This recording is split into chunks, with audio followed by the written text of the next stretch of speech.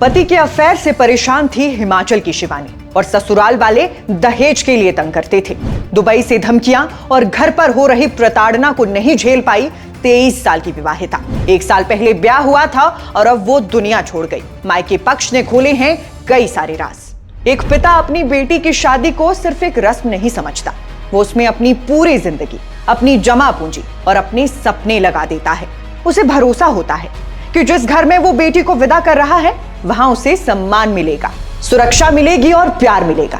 लेकिन सोचिए, अगर वही बेटी कुछ महीनों के बाद उसी घर से कफन में लौट आए तो पिता पर क्या बीतती होगी। तो टॉर्चर किया इन्होंने, इसके घर वाला था वो भी इसको तंग करता था।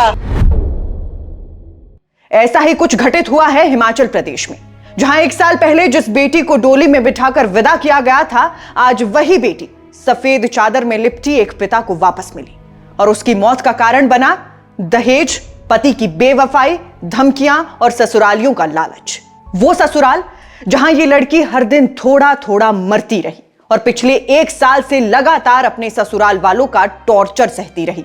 मगर दहेज की लालच में पागल हुए ससुरालियों को वो 23 साल की शिवानी नहीं दिखी, ना ही उन्हें एक बार के लिए उसके परिवार का डर सताया और उस बेटी के साथ कुछ ऐसा घटा कि अब वो इस दुनिया में ही नहीं है। मगर सवाल ये है, क्या इस पूरी घटना का कारण सिर्फ दहेज था या फिर इसके पीछे कोई बड़ी साजिश छिपी थी? क्योंकि मृतका के पिता ने जो सच्चाई मीडिया के सामने रखी है, उससे यह केस और भी ज्यादा गंभीर हो जाता है। क्योंकि उन्होंने ना सिर्फ अपनी बेटी की मौत के पीछे दहेज को वजह बताया है, बल्कि अपने दामाद की करतूतों का पूरा लेखा जोखा भी सबके सामने रखा है। तो ये प्रताड़न कर रहे थे। रात को भी मेरी बच्ची ने फोन किया, तब ये इसको उल्टी से उल्टी गालियां दे रहे थे कि पैसे कहाँ हैं, क्या नहीं है। मेरा दामाद है, वो भी दुबई से इसको प्रताड़न कर रहा था। मेरे को भी बोल रहा था कि मैं तलाक दे दूंगा आपकी बेटी को। साथ ही बताई है उस रात की पूरी कहानी जिस दिन शिवानी की मौत हुई। तो अब सवाल यह बनता है, आखिर 23 साल की शिवानी के साथ पिछली रात क्या क्या हुआ? कहां है मृतका का पति जिस पर लगे हैं संगीन आरोप? देवर, सास, ससुर और पति ने कैसे साजिश रची थी जिसका अब पर्दाफाश हो चुका है? आज की इस वीडियो में हम आपको हर सच्चाई से वाकिफ करवाएंगे, मगर उससे पहले आप हमारे चैनल को सब्सक्राइब करना ना भूलें। साल 2024, नवंबर महीना। हमीरपुर की शिवानी की शादी उसी जिले के चंबो गांव में वीरेंद्र सिंह के साथ तय की जाती है। मां बाप ने अपनी हैसियत से बढ़कर बेटी को विदा किया। 22 साल की शिवानी अभी अपने वैवाहिक जीवन की शुरुआत ही कर रही थी कि उसका पति काम के नाम पर दुबई चला गया। मायके वालों को लगा सब ठीक है, विदेश गया है, मेहनत करेगा, बेटी का भविष्य सुरक्षित रहेगा। लेकिन असल में यहीं से शिवानी की जिंदगी में अंधेरा उतरने लगा। शादी के कुछ ही महीनों में ससुराल वालों ने अपने असली रंग दिखाने शुरू कर दिए। शादी के महज 3 महीने बाद शिवानी को ससुराल में छोटी छोटी बातों पर तंग किया जाने लगा। कभी कहा गया कि उसकी पढ़ाई पर खर्च ज्यादा है, तो कभी कहा गया कि वो घर के खर्च पूरे नहीं कर रही। शिवानी चुपचाप हर दिन ताने और अपमान सहती रही। पति दुबई में था, लेकिन वो भी गैर जिम्मेदार निकला। मायके वालों का आरोप है कि फोन पर वो शिवानी को लगातार मानसिक रूप से परेशान करता था। कभी गालियां, कभी धमकियां, तो कभी तलाक की बात। इस सब के चलते शिवानी अंदर ही अंदर टूटती चली गई। शिवानी के पिता ने तो यहां तक आरोप लगाए हैं कि शिवानी के मोबाइल फोन में ऐसे मैसेज और स्क्रीनशॉट मिले जो पति के 2 अन्य लड़कियों से संबंधों की ओर इशारा करते हैं। दुबई में रहता है इनका लड़का, वो किसी और 2 लड़कियों से बात करता है। उसकी क्या नाम लिया, मैसेज भी मेरी बेटी के फोन में है, स्क्रीनशॉट उसके फोन में है। यानी एक तरफ ससुराल का दबाव, दूसरी तरफ पति की बेवफाई, जिसके कारण शिवानी के लिए उसका ससुराल नर्क बन चुका था। हालांकि शिवानी ने इस बारे में अपने पिता को भी बताया था। पिता ने उसे भरोसा दिलाया था कि वो दामाद से बात करेंगे और उसे समझाएंगे। मगर दुबई में बैठे उस शैतान के दिमाग में कुछ और ही पक रहा था। अब वो शिवानी से तलाक लेने की बात करने लगा। वहीं ससुराल वालों ने भी शिवानी का जीवन और कठिन कर दिया। सास ससुर दिन रात ताने मारते रहे और देवर भी शिवानी से पैसे मांगता था। ये भी आरोप सामने आए हैं कि पैसे ना मिलने पर वो शिवानी पर हाथ भी उठाता था। और इस सब के बाद फिर आई 25 दिसंबर की वो रात, करीब रात 10:30 बजे।